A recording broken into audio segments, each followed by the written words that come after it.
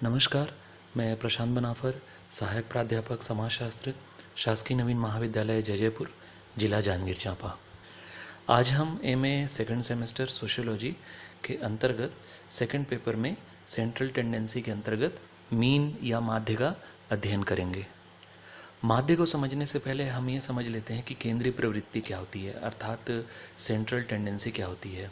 इसका अर्थ होता है कि किसी भी समूह के सभी आंकड़ों में एक प्रकृति पाई जाती है या एक प्रवृत्ति पाई जाती है जो अपने समूह के मध्य या उसके आसपास वितरित होती है, अर्थात इसका विस्तार होता है। आंकड़ों की इसी प्रवृत्ति को केंद्रीय प्रवृत्ति कहते हैं। इसी के अंतर्गत माध्य, मध्यांक और बहुलक का अध्ययन किया जाता है। माध्य या मीन को साधारण भाषा में औसत भी कहा जाता है, अर्थात एवरेज कहा जाता है। माध्य वह औसत मूल्य है जो वृहद समूह का प्रतिनिधित्व करती है।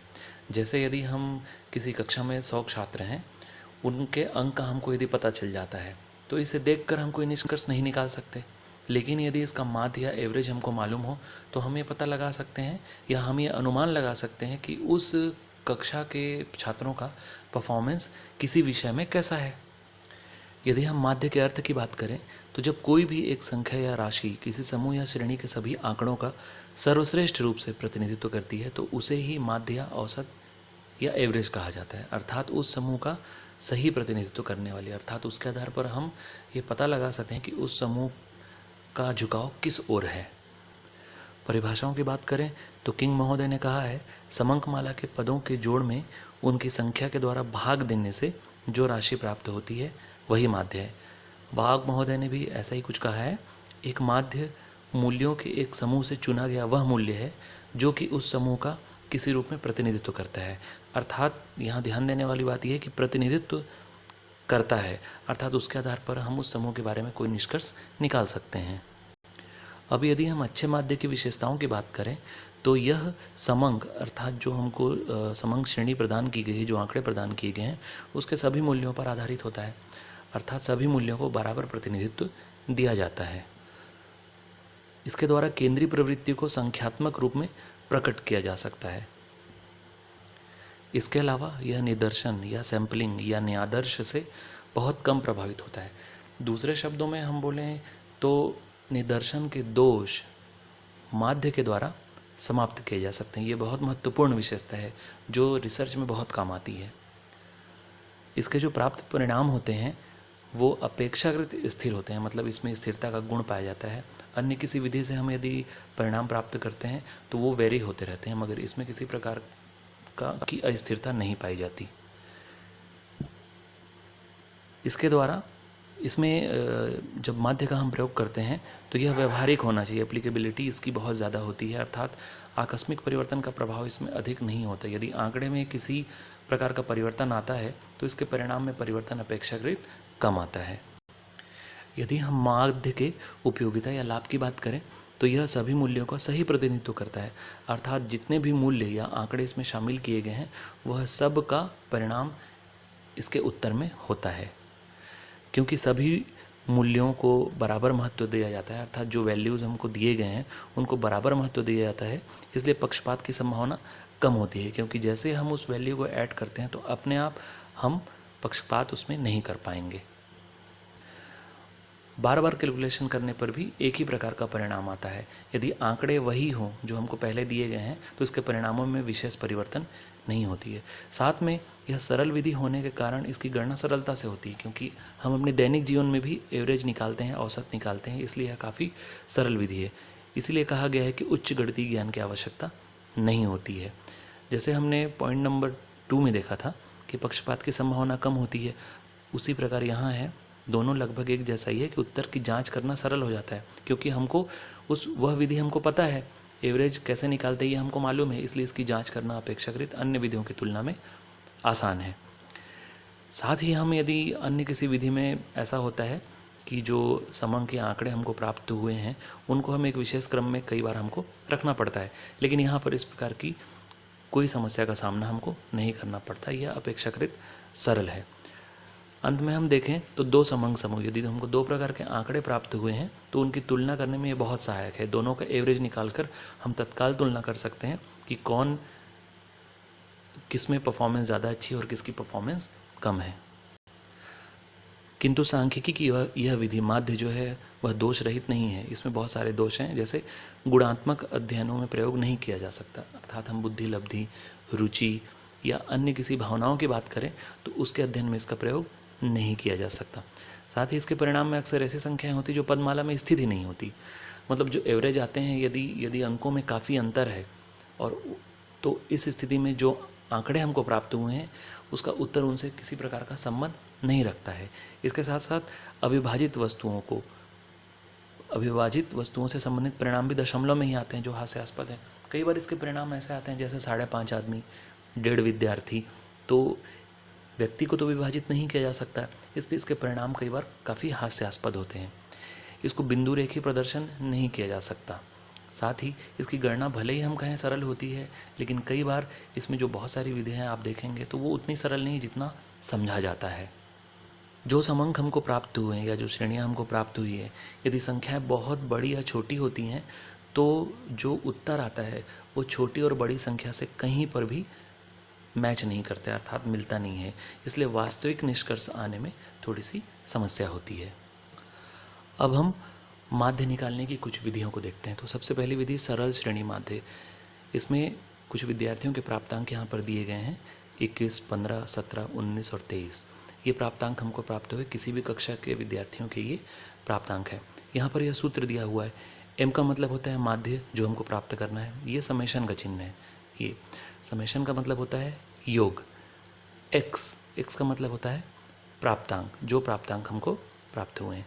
और यहाँ पर लिखा है एन मतलब प्राप्तांकों की संख्या। तो हम यदि यहाँ पर देखें तो प्राप्तांकों की संख्या कितनी है, 1, 2, 3, 4, 5।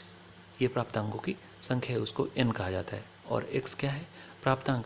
यहाँ पर दिया है समेशन एक्स मतलब एक्स को जब हम जोड़ते हैं तब हमको जो प्राप्त होता है उसको हम लोग बोलेंगे एक्स। अब ये जो आंकड़े हैं इसको हम इस सूत्र में रख करके देखते हैं। हम देखते हैं m बराबर 21, तो 21 को रखेंगे, फिर 15, 17, 19 और 23, फिर आपस में इनको जोड़ेंगे।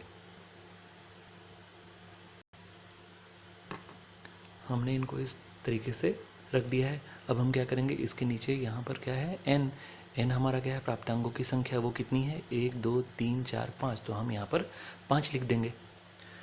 इनको हम जोड़ करके देखते हैं कि कितना प्राप्त होता है। जब हमने इनको जोड़ा तो हमको 95 प्राप्त हुआ, और इसको अब हम 5 से भाग दे देंगे तो हमारा मीन हमको प्राप्त हो जाएगा। ये परिणाम हमको प्राप्त हो गए, यही हमारा मीन है, अर्थात यही हमारा माध्य है। अब हम माध्य निकालने की अगली विधि को देखते हैं।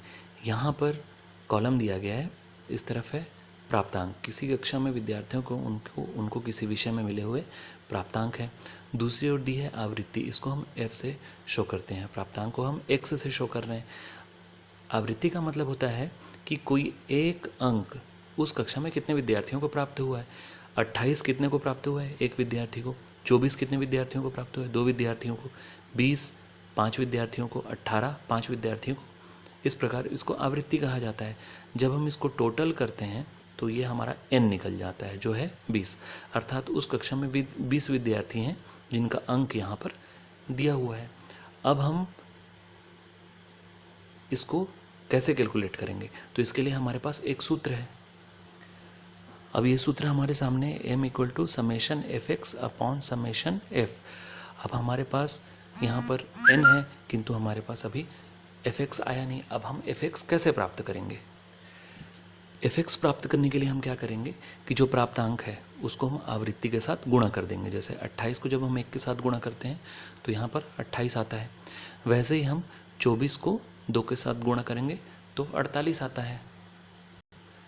28 को हमने 1 के साथ गुणा किया, 28 आया। अब हम 24 को 2 के साथ गुणा करेंगे तो हमको 48 प्राप्त होगा। ऐसे ही जब हम 20 को 5 के साथ गुणा करेंगे तो हमको 100 प्राप्त होगा। ऐसे ही हम बाकी का कैलकुलेशन भी कर लेंगे।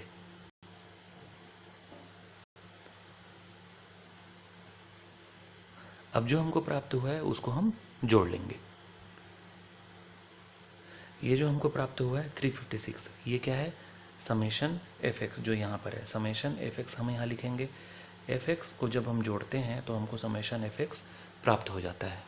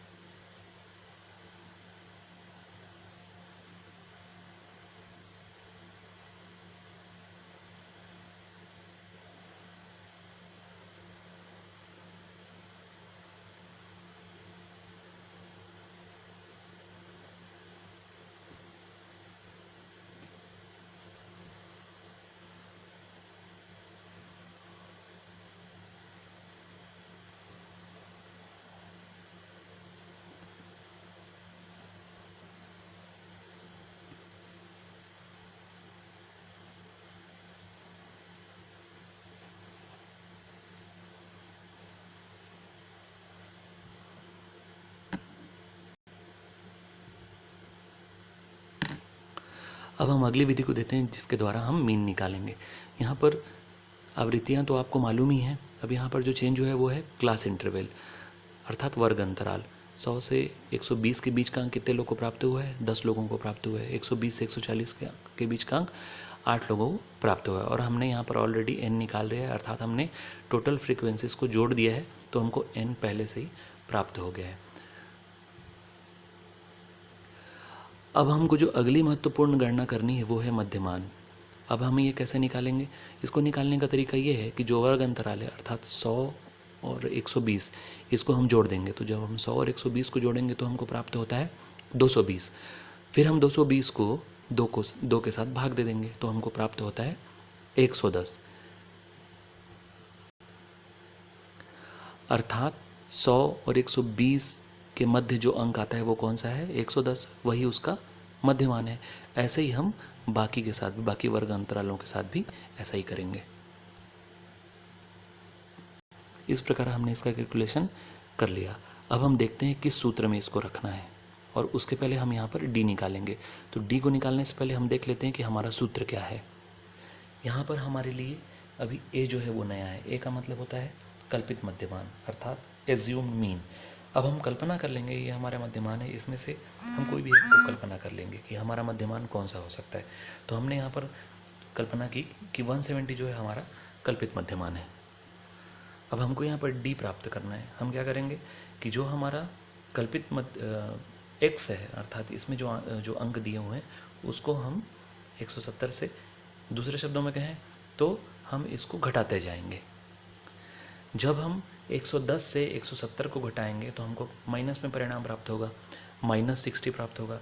जब हम 130 को 170 से घटाएंगे, यहाँ पर देख रहे हैं आप x को घटाना है, एज्यूम्ड मीन से घटाना है। 130 को जब हम 170 से घटाएंगे तो हमको -40 प्राप्त होगा। 150 को जब हम 170 से घटाएंगे तो हमको -20 प्राप्त होगा।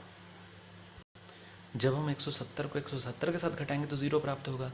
फिर जब हम 170 को 190 के साथ घटाएंगे तो हमको 20 प्राप्त होगा। यहाँ पर परिणाम हमको धन में प्राप्त होने शुरू हो जाएंगे। अब हमको FD प्राप्त करना है। तो FD प्राप्त करने के लिए हम क्या करेंगे?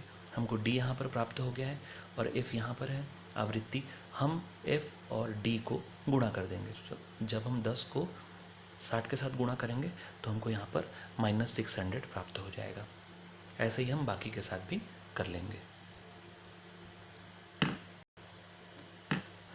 अब हम इनको जोड़ेंगे तो हमको समेशन FD प्राप्त हो जाएगा जो माइनस में आएगा, क्योंकि यहाँ पर माइनस है तो यहाँ पर -780 आएगा। अब हम इसको इस सूत्र में रख देंगे। समेशन FD हमको प्राप्त हो गया 780, समेशन F हमको 32 और A 170। अब हम इसको कैलकुलेट कर लेंगे। हमने इसे कैलकुलेट किया, प्लस माइनस माइनस हुआ और ये हमारे सामने है। अब हमारा जो फाइनल रिजल्ट है वो हमारा मीन होगा। अब हमारा रिजल्ट हमारे सामने है, ये मीन हमारा आ गया 145.6। उम्मीद है आपको ये वीडियो पसंद आई होगी। धन्यवाद।